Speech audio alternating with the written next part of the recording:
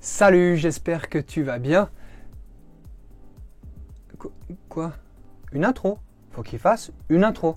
Bah ouais, mais je voulais un peu changer de format, pas besoin de... Non mais sérieux, dites-lui, faut qu'il fasse une intro. Sur la FlySky GT5 où j'ai... Suite à ma... Nombre... Et je reconnecte. Jingle. Bon, ben, jingle.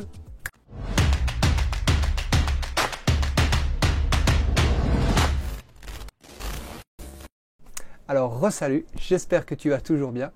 Un énorme merci parce que vous êtes de plus en plus nombreux à regarder ma chaîne et ça fait super plaisir. En plus, tous les commentaires sont vraiment positifs et ça, j'adore. Donc, n'hésitez pas à continuer. Mettez des pouces bleus pour soutenir mon travail parce que ça me donne du boost pour la suite. Suite à ma vidéo sur la FlySky GT5 ou Really GT6, c'est égal, c'est la même mais avec des noms différents, vous avez été plusieurs à me poser des questions par rapport au branchement des lumières sur le récepteur. Alors je me suis un petit peu penché sur la question, je ne suis pas un spécialiste en électricité, mais je peux déjà vous apporter quelques pistes de réflexion et voir comment on peut améliorer tout ça, ou en tout cas comprendre quels sont les problèmes rencontrés et quelles sont les améliorations possibles. Alors on se retrouve en version par-dessus mon Really Freeman, c'est parti.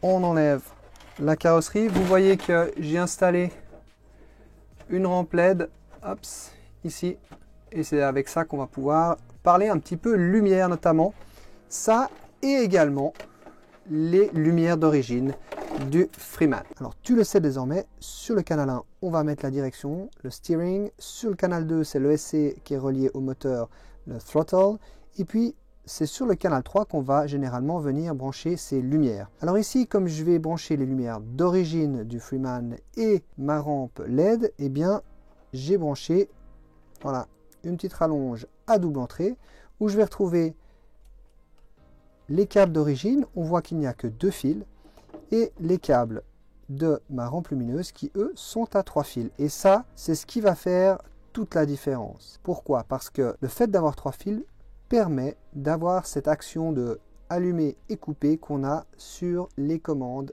de la radiocommande. Si tu es spécialiste en électricité ou en électronique, eh bien je t'encourage à me mettre un commentaire pour expliquer exactement pourquoi ce 3e fil est important. Ok, alors je branche ma radiocommande, j'allume mon ESC et on voit que ma rampe lumineuse est allumée et que mes phares d'origine sont également allumés. On l'a vu dans la vidéo sur la radiocommande, le bouton pour gérer la voie 3, c'est celui-ci. Qu'est-ce qui se passe si j'appuie dessus une fois? On voit que ma rampe lumineuse a changé de fréquence de clignotement et au niveau des phares, aucun changement. J'appuie une deuxième fois, aucun changement au niveau de ma fréquence de clignotement sur la rampe et les phares d'origine toujours allumés. Je rappuie une 3e fois et là, cette fois, ça a changé. On ne voit pas une grosse différence, mais la lumière du milieu reste en permanence allumée. C'est ça la différence sur cette fréquence. Et les phares d'origine, toujours allumés. Je rappuie encore une fois. Il ne se passe rien ici. Il ne se passe rien là. J'appuie encore une fois. Cette fois, ça a changé la fréquence. Et toujours rien au niveau des phares. Si maintenant je change le canal sur lequel sont branchées les lumières, je passe du canal 3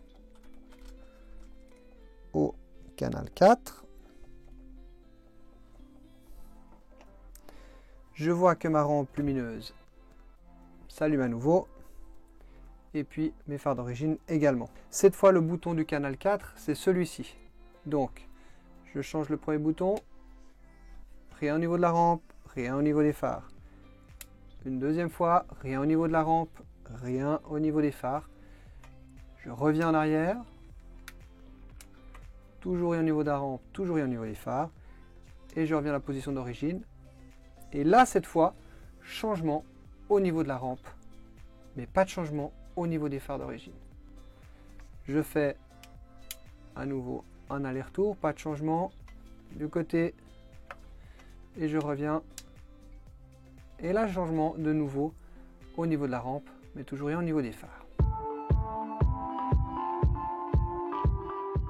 Finalement, je vais mettre mes lumières sur la voie 5, la voie 5 étant la même que la voie 6 au niveau du fonctionnement. Elle se règle avec cette molette-là. Donc je me mets à la base, changement au niveau de la rampe, aucun changement au niveau du phare d'origine. Je vais aller jusqu'à l'autre bout, aucun changement, ni sur la rampe, ni sur les phares, et je reviens à l'origine, et là, changement au niveau de la rampe, pas de changement au niveau des phares d'origine. Je fais de nouveau un aller-retour, et changement sur la rampe, pas de changement sur les phares.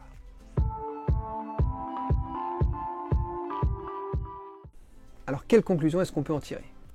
Premièrement, c'est qu'avec les lumières qui n'ont que 2 câbles, on ne peut pas avoir d'interaction depuis la télécommande. Pour corriger ça, eh bien, il va falloir acheter un petit adaptateur qui va transformer de 2 câbles en 3 et permettre ainsi ce système de connexion-déconnexion. Et cet adaptateur, ça ressemble à ça. C'est en fait un commutateur pour radiocommande.